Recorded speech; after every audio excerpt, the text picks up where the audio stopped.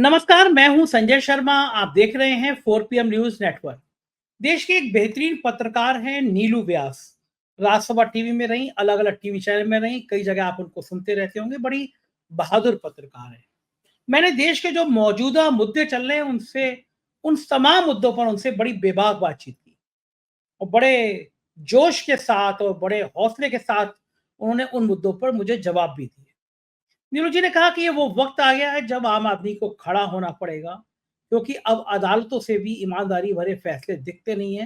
निर्वाचन आयोग तो बेईमान हो गया, ये बच्चा बच्चा कह रहा है। उन्होंने कहा कि हम पहले जजों पे कमेंट नहीं करते थे, लेकिन अगर जज भी कारों में तेल डाल के बैठ जाएंगे तो सवाल पूछने पड़ेंगे कि उमर खालिद की जमानत पर 4 साल में फैसला क्यों नहीं होता है और राम रहीम जैसा बलात्कारी इतनी आसानी से पैरोल पर बार बार क्यों बाहर आ जाता है। क्या कारण है कि योगी और मोदी जी कटोगे बटोगे टाइप के नारे देते हैं और ये देश खामोशी से सुनता रहता है। बहुत अच्छी बातचीत है, पूरी बातचीत सुनेंगे तो आपको बहुत अच्छा लगेगा। बातचीत सुनिए, मुझे बताइएगा कि बातचीत कैसी लगी। चैनल को सब्सक्राइब और ज्वाइन करने के बाद चलते हैं नीलू व्यास जी के पास। बहुत बहुत स्वागत है नीलू व्यास जी आपका 4 PM न्यूज नेटवर्क में। आप जैसी सीनियर जर्नलिस्ट आज मेरे साथ आई, मेरा बड़ा सौभाग्य है कि मैं बहुत दिनों से आपके साथ एक शो करना चाहता था। बहुत दौर से मेरी पूरी टीम जब आप राज्यसभा टीवी में थी तब से आपको लगातार देखती रही थी और देश के जो हालात हैं, मुझे लगा आज आपने इतने शानदार शानदार इंटरव्यू किए अलग अलग प्लेटफॉर्म पे, तो आपसे बातचीत की जाए। कैसा लगता होगा जब देश में हम लोग कह रहे हो हम 5 ट्रिलियन इकोनॉमी बनने जा रहे हैं, हम बहुत बड़ी अर्थव्यवस्था बनने जा रहे हैं, तो उसी दौर में हमारे देश के सबसे बड़े राज्य के मुख्यमंत्री और खुद प्रधानमंत्री कह रहे हैं बटोगे तो कटोगे, मारपीट, ये सब नारे जो होते हैं, क्या लगता है नीरू जी इतने सालों के अनुभव के बाद, क्या कभी किसी ने सोचा था कि देश इस दिशा में भी आगे चला जाएगा?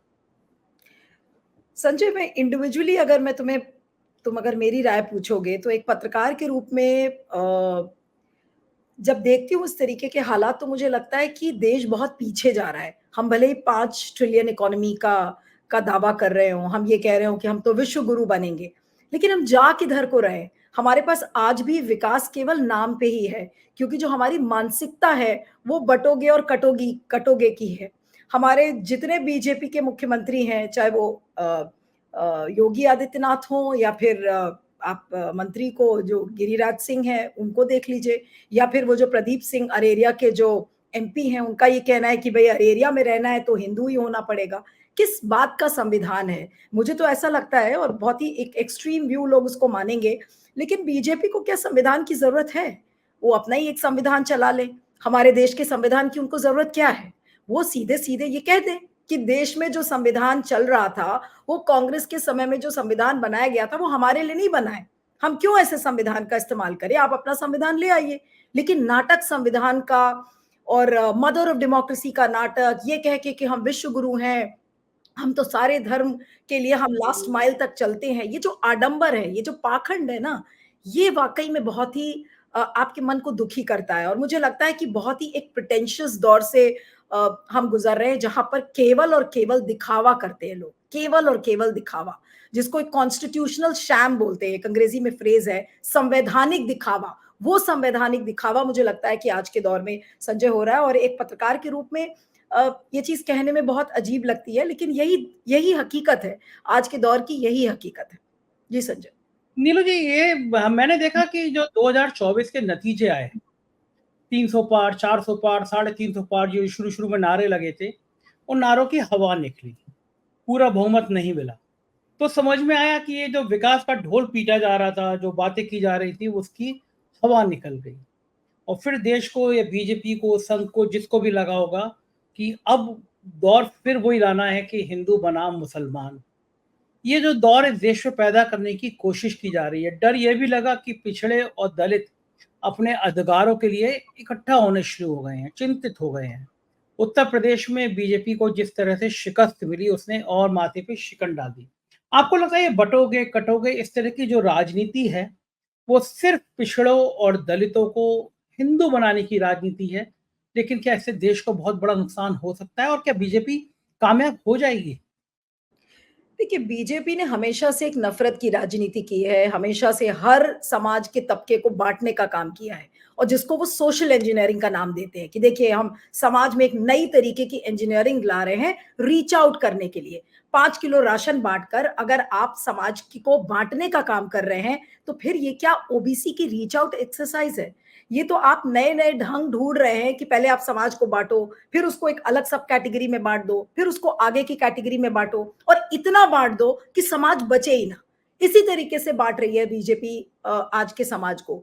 वो ये कहेगी कि देखिए ओबीसी के पास हम रीच आउट करेंगे, फिर ओबीसी की जो सब जाति है उनके पास जाएगी, फिर उनके पास जाएगी। लेकिन जो एक अम्ब्रेला जो स्लोगन होता है बीजेपी का वो यही है, कटोगे तो बटोगे। तो अगर इस तरीके से अब जैसे हरियाणा में जो चुनाव हुए, हरियाणा में ये कहा गया कि जाट वर्सेस नॉन जाट एक तरीके से कंसोलिडेट हो गए, ओबीसी डर के वजह से सारे उन्होंने बीजेपी को वोट दिया।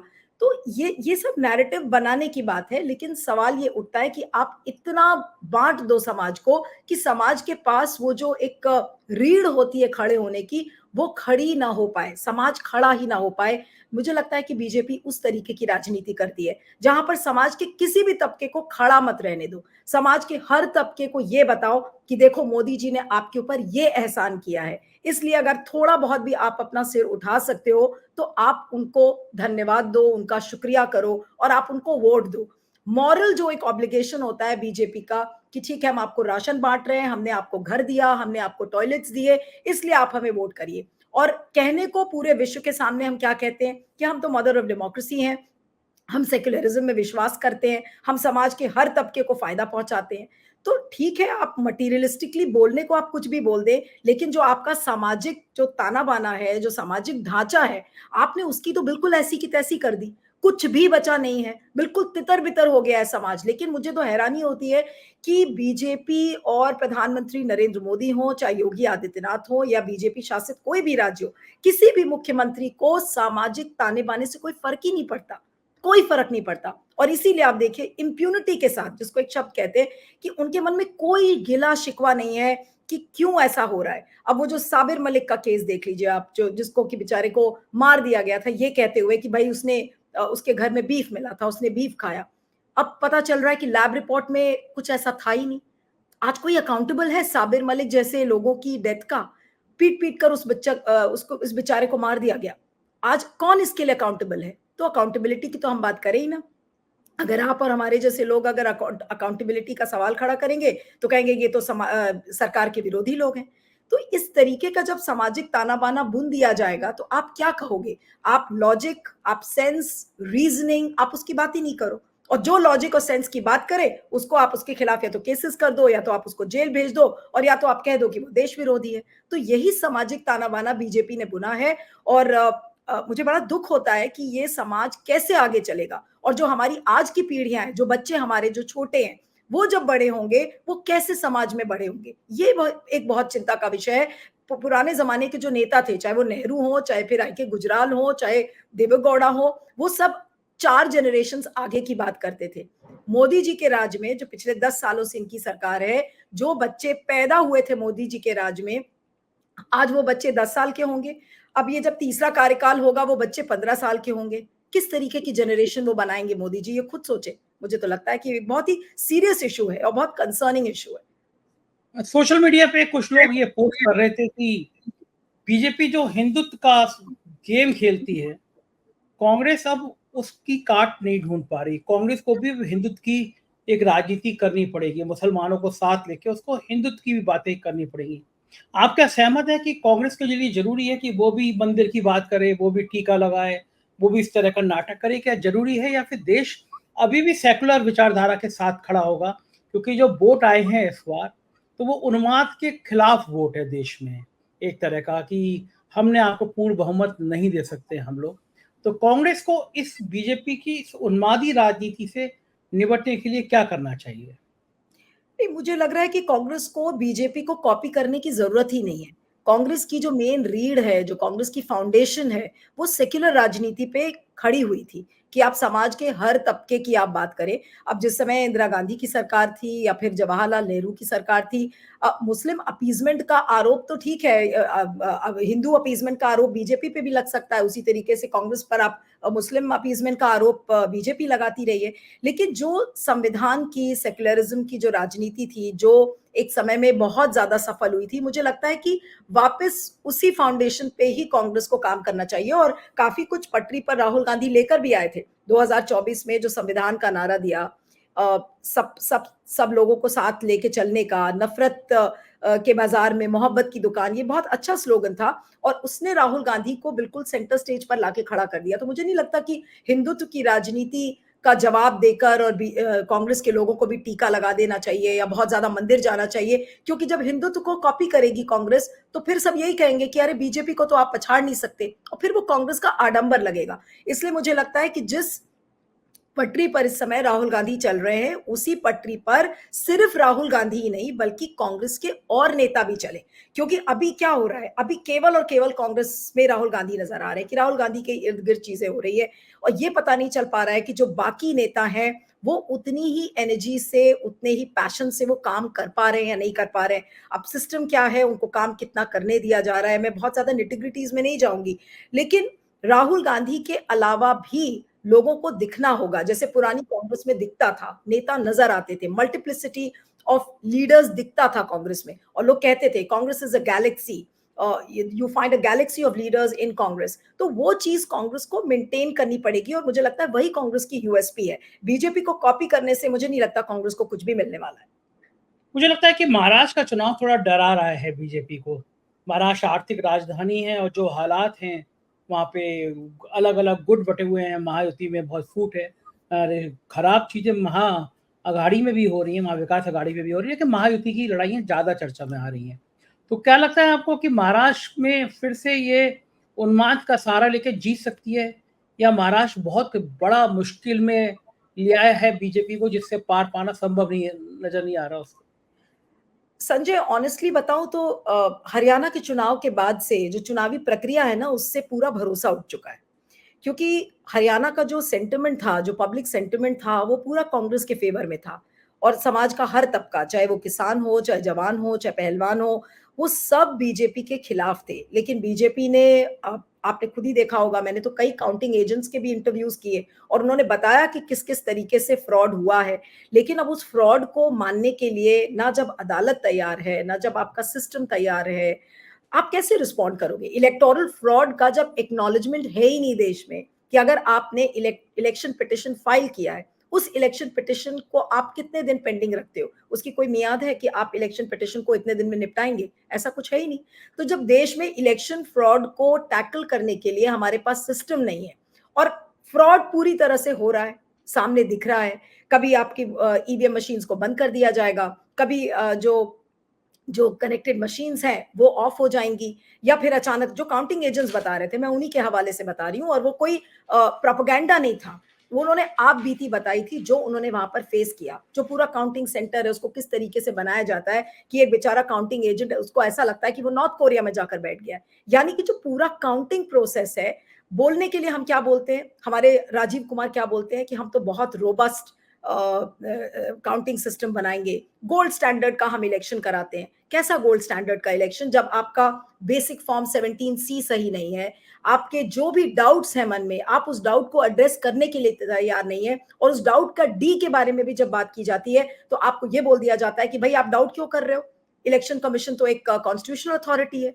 और कोर्ट्स भी आपका साथ देते हैं। क्योंकि कोर्ट्स में जब ईवीएम और वीवीपैट का केस चल रहा था, तो याद करिए वो जिस तरीके का जो आर्ग्यूमेंट हो रहा था, इलेक्शन कमीशन के लॉयर और वो लोग किस तरह से आपस में बहस कर रहे थे, और अल्टीमेटली सुप्रीम कोर्ट को क्या कहना पड़ा कि it's a constitutional authority, we will find some ways out but we can not get into it. यानी कि सुप्रीम कोर्ट भी अपने हाथ खड़ा कर देता है जब इलेक्टोरल फ्रॉड को पॉइंट आउट करने का मामला आता है। तो जब हरियाणा में इस तरीके की चीजें हुई हैं, वोट फॉर डेमोक्रेसी की रिपोर्ट याद करिए 2024 के चुनाव में क्या हुआ था। तो अगर महाराष्ट्र का चुनाव, पब्लिक सेंटिमेंट तो पूरा बीजेपी के खिलाफ है, और साफ साफ वहां की जनता को ये लगता है कि भाई आपने उद्धव ठाकरे की पार्टी के पीठ में छुरा भोंका, आपने लोगों को धोखा दिया, आपने पार्टी को तोड़ा, और लोगों को सुप्रीम कोर्ट से भी नाराजगी है कि एक अवैध सरकार को आपने वैध ठहरा दिया। तो सुप्रीम कोर्ट से नाराजगी है, आपको चुनाव आयोग से नाराजगी है, BJP as a political party उसके अगेंस्ट तो आपकी नाराजगी है ही। किस एंगल से बीजेपी जीतेगी? क्या लाड़की बहन योजना दे देकर, आप घर बना बनाकर कितने दिन आप चलेंगे? तो सेंटिमेंट पूरा उसके खिलाफ है, लेकिन अब बीजेपी के पास पैसा है, मसल पावर है, किसी को खरीदने की ताकत है, और फिर संस्थाएं जब साथ में है तो फिर ठीक है, आप कैसे भी चुनाव जीत जाओ। लेकिन ऐसा जीता हुआ चुनाव मुझे लगता है कि ये लॉन्ग टर्म के लिए, जो लोकतंत्र के लिए, वो ठीक नहीं है। कभी ना कभी ऐसा समय आएगा, और ये हिस्ट्री बताती है, इतिहास बताती है। आप फ्रेंच रेवोल्यूशन देख लीजिए, आप पुराने जितने इंग्लिश रेवोल्यूशंस हैं उनको उठा के देख लीजिए। कभी भी इलेजिटिमेट सरकार कभी भी ज्यादा दिन नहीं चलती है, और खुद से जब नेता नहीं हटते हैं तो फिर उनको भगा दिया जाता है, और जनता एक समय आता है जब उनको मार कर भगाती है। तो ठीक है, अभी जितने दिन चल रहा है, जितने दिन भारत की किस्मत में इस तरीके की सरकार है जो आपके साथ फ्रॉड करती है ओपनली, आपके हर सवाल को नजरअंदाज करने की कोशिश करती है, तो फिर चलेगा। कितने दिन चलेगा ये भी देखना है। लेकिन हर समाज में एक रेजिलियंस होता है, हमेशा पुशबैक की एक ताकत होती है, तो वो देखना होगा कि वो पुशबैक कब बिल्कुल एक पीकिंग पॉइंट पर आ जाएगा और समाज फिर आपकी कोई बात सुनेगा नहीं। तो वही देखना होगा, और मुझे लगता है कि सरकार उसी सिचुएशन में लाकर चीजों को ढकेल रही है कि आप जाओ, कितना पुशबैक कर लो, और फिर एक अल्टीमेट सिचुएशन आएगी जब वो पूरा बबल फटने लगेगा, और तब आप समाज को संभाल नहीं पाओगे। बिल्कुल जी ठीक बात संजय। है नीरू जी। और मुझे तो लगता है कि एक बड़ा लोगों को मन में निराशा ये भी है कि मशीनों का दौर है, कंप्यूटर का दौर है, ये हाथ से गिनने वाला दौर नहीं है। आज शाम को जो काउंटिंग का मत प्रतिशत होता है 24 घंटे बाद बढ़ जाता है, फिर 48 घंटे बाद बढ़ जाता है, फिर 72 घंटे बाद बढ़ जाता है। और हरियाणा में तो ये कुछ ये आंकड़ा क्या है कि जहां जहां ये वोट परसेंटेज बढ़ा वहां वहां बीजेपी जीत गई। तो लोगों के मन में चुनाव आयोग के लिए बहुत बड़े सवाल खड़े हो रहे हैं। तो क्या महाराष्ट्र में संजय राउत ने शुरू में कह दिया था कि चुनाव आयोग का ये खेल यहाँ नहीं होना चाहिए? क्या लगता है कि ये महाराष्ट्र में भी हम यही सीन देखेंगे कि मत प्रतिशत बढ़ेगा, फिर बढ़ेगा, फिर बढ़ेगा, यानी तीसरे दिन तक वो मत प्रतिशत बढ़ता ही रहेगा? ऐसा भी हो सकता है क्या? संजय, कोई ताज्जुब नहीं होगा जब हमने 2024 के चुनाव में देखा, उसके बाद हरियाणा के चुनाव में देखा, तो महाराष्ट्र में भी कुछ इसी तरीके की एक्सरसाइज हो जाएगी। लेकिन मुझे ये देखना है कि कोर्ट्स कब तक आंखें बंद करके इस पे बैठ सकते हैं, क्योंकि कभी ना कभी तो कोर्ट्स आंसरेबल होंगे। अभी आपने देखा था सीजेआई चंद्रचूड़ को, उन्होंने एक भूटान भूटान शायद गए हुए थे, वहां के लेक्चर में उन्होंने बोला कि भाई मुझे आगे की लेगेसी याद कैसे करेगी, हिस्ट्री मुझे कैसे याद करेगी। तो याद करेगी तो आपको कहीं ना कहीं तो आप आंसरेबल होगे। अभी आज जस्टिस चंद्रचूड़ 10 नवंबर को रिटायर हो जाएंगे, लेकिन जो भी चीफ जस्टिस आ रहा है उनको ये सारे जो स्टिकी इश्यूज है उन पर उनको बात करनी होगी, वो एड्रेस उनको करना पड़ेगा। और नहीं करेंगे तो फिर कोर्ट्स के लिए भी जनता शोर मचाएगी कि भाई ये किस तरीके की अदालतें हैं। तो नॉर्मली हम लोग अदालतों पे कमेंट नहीं करते हैं, लेकिन अब मुझे लग रहा है कि धीरे धीरे बिल्कुल अति होती जा रही है और चीजों को बहुत ब्रेजन कर दिया गया है। अब जिस तरीके से आजकल चंद्रचूड़ साहब का भाषण आ रहा है, आप उसको एग्जाम्पल के तौर पर देख लीजिए कि भाई आने वाले जो जजेस हैं या आने वाली जो नई नस्लें हैं जजेस की, अब मेरा कोई ऐसा कोई वो नहीं है कि मैं किसी जज के खिलाफ ऐसा कुछ बोलूं, लेकिन मैं सिस्टम पे कमेंट कर रही हूँ, इसलिए मैं इस बात को कह रही हूँ कि आपने न्याय की मूर्ति की पट्टी आपने हटा दी। आप सुप्रीम कोर्ट बार एसोसिएशन की चीजों को आप सुनने के लिए तैयार नहीं है। फिर आप ये कहते हैं कि भाई राम जन्मभूमि बाबरी मस्जिद का जब मैं वर्डिक्ट लिख रहा था तो फिर मुझे भगवान से याचना करनी पड़ी। एक जुडिशियल प्रोप्राइटी नाम की चीज होती है, वो कहाँ जा रही है? Justice Chandrachud is suppose to be a sagacious person, बहुत ज्यादा पढ़े लिखे हैं, इंटेलेक्चुअली इंक्लाइंड है, और जब उनके मुंह से जब ऐसी बातें सुनाई पड़ती हैं तो मुझे लगता है कि अब जो आने वाली जो नस्लें होंगी जजेस की, तो उनके लिए तो खुला मैदान है।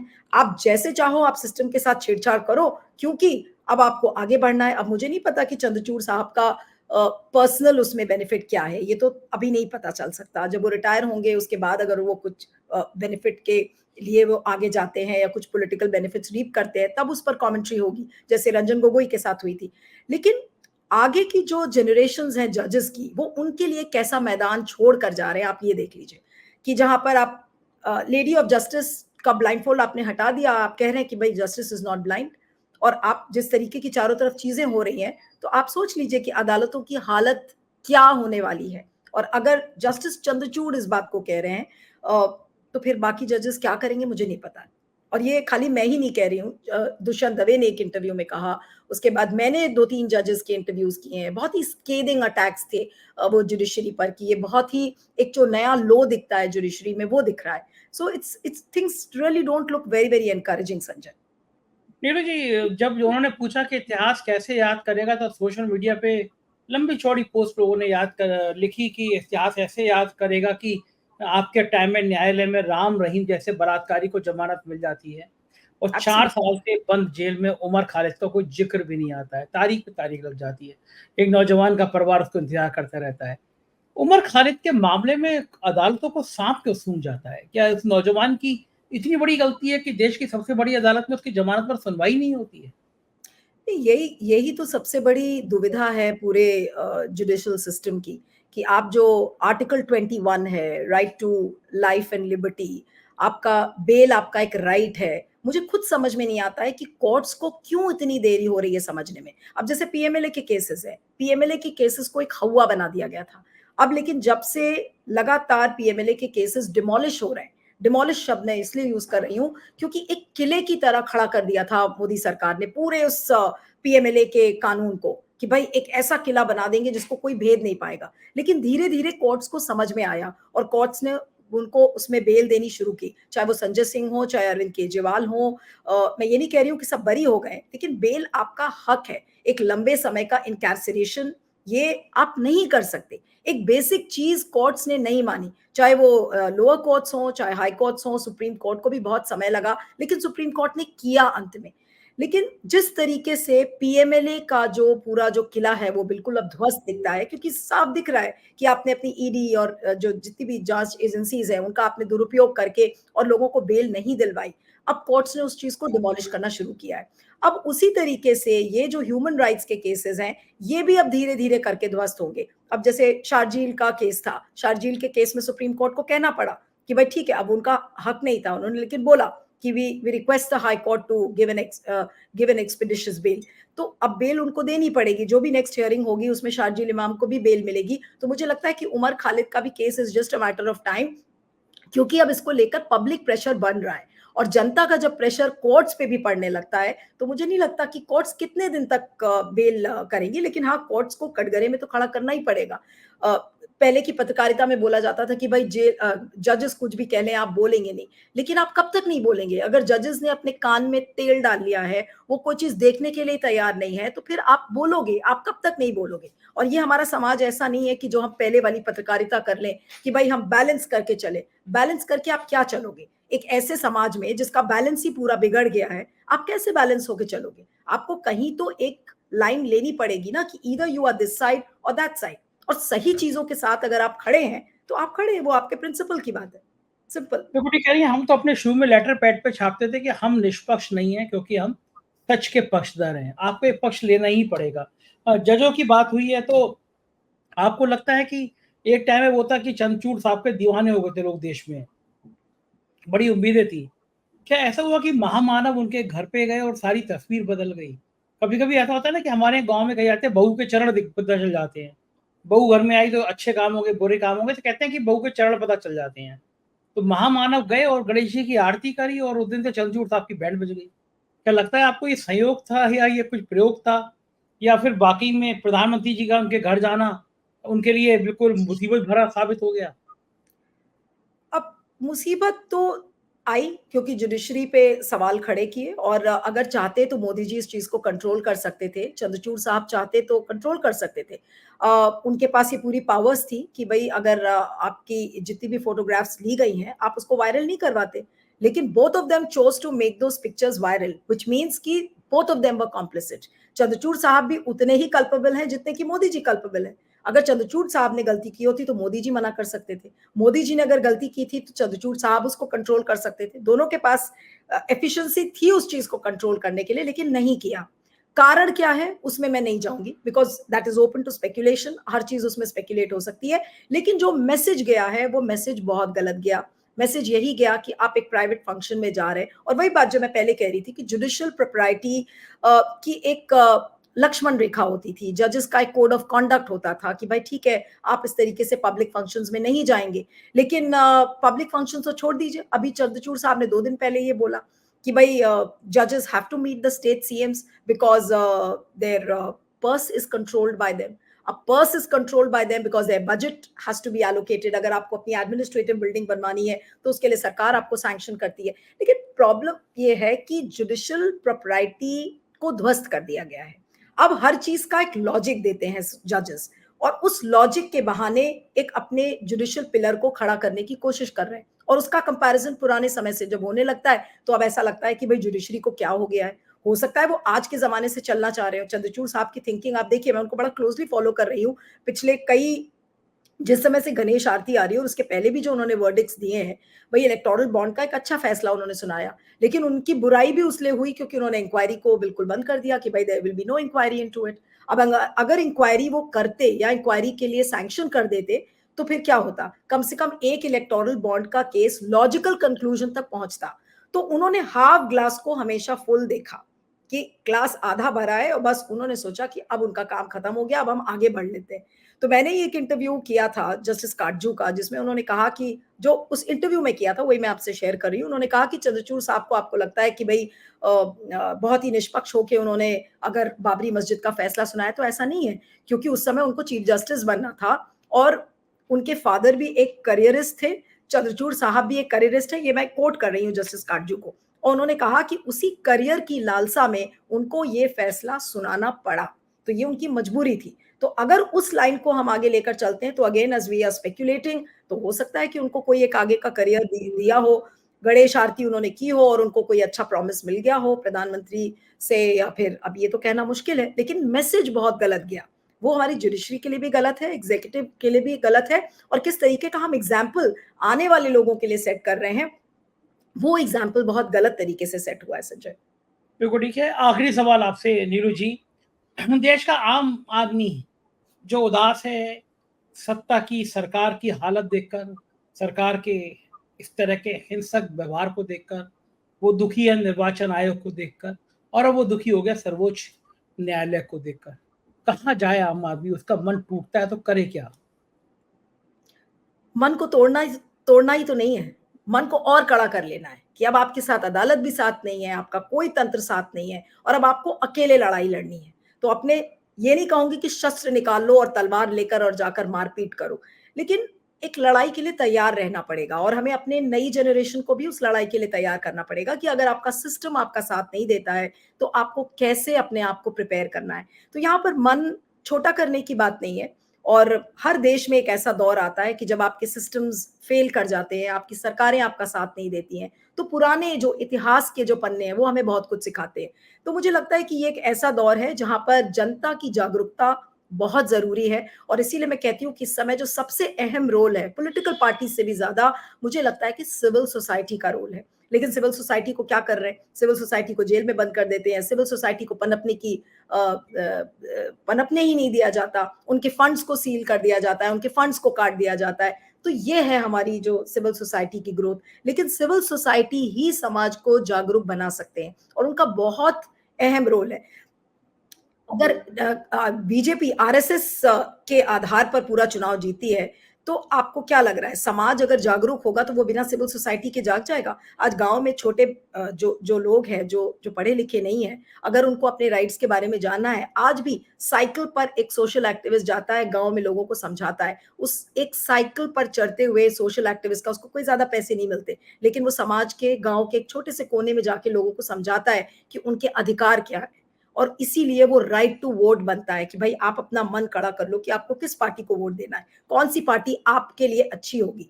तो उस छोटे से सोशल एक्टिविस्ट के साथ आज कौन खड़ा है, उसी सवाल को मैं आज फिर से दोहरा रही हूं कि जनता को जागरूक होना बहुत जरूरी है. सिस्टम्स आपके साथ नहीं है, अदालत आपके साथ नहीं है, पॉलिटिकल पार्टीज का भविष्य आप देख ही रहे हैं कि कौन सी पॉलिटिकल पार्टी क्या कर रही है. तो आपको अपनी लड़ाई कैसे लड़नी है उसके लिए तैयार होना बहुत जरूरी है, मुझे लगता है. संजय, वो लाइन है ना, मैं तो अकेला चला था, जाने लोग मिलते गए और कारवां बनता गया. बहुत बहुत शुक्रिया नीलू जी, आपने इतना समय दिया, मुझे आपसे बात करके बहुत अच्छा लगा. Thank you Sanjay. ये थी नीलू व्यास जी, और मुझको यकीन है बातचीत आपके मन को छू गई होगी. बेसब्री से इंतजार कर रहा हूँ आपकी राय का. शुक्रिया. Thank you.